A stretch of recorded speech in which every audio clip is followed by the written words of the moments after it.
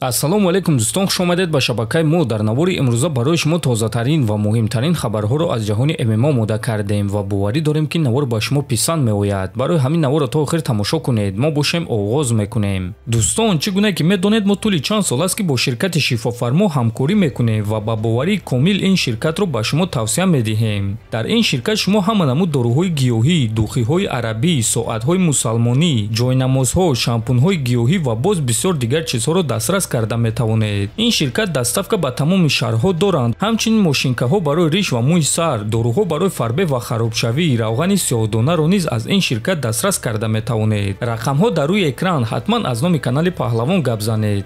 мураббии Илия Топурия Хави Климент боварӣ дорад ки шогирдаш Чарлз Оливера ва Ислам Махачевро ба нокаут равон карда метавонад. Биёд суханҳои ин мураббиро гӯш мекунем.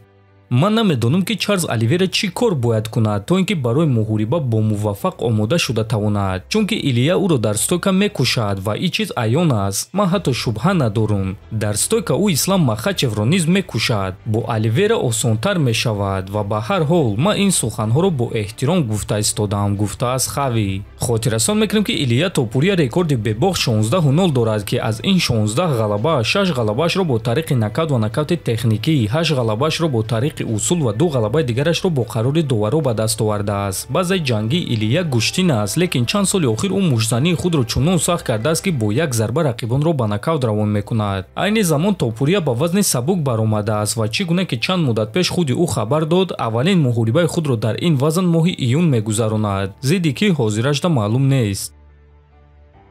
топови ҷангвари вазни сабук UFC Дастин Порие боварӣ дорад ки ҷангвари машҳури вазнашон Пэдди Пимблет чемпион шуда метавонад.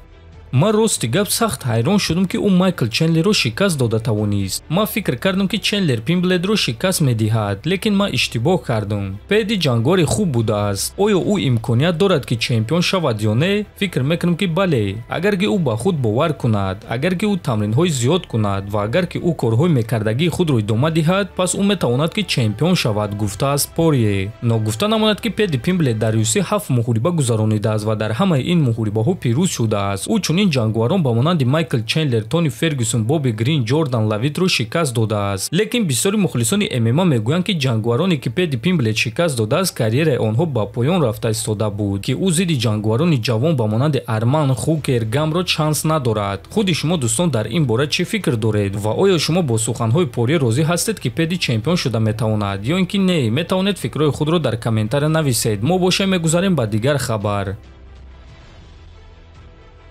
дӯстон, чӣ гуна ки медонед, варзигари тоҷик Муин Ғафуров дар охирон муҳорибаи худ дар UFC ҷангвари бебоғ гӯштингири сахти ҷопонӣ Риня Накамураро шикаст дода буд ва биёд мебинем ки баъд якчанд муддат худи Накамура оиди ин муҳориба чӣ гуфт.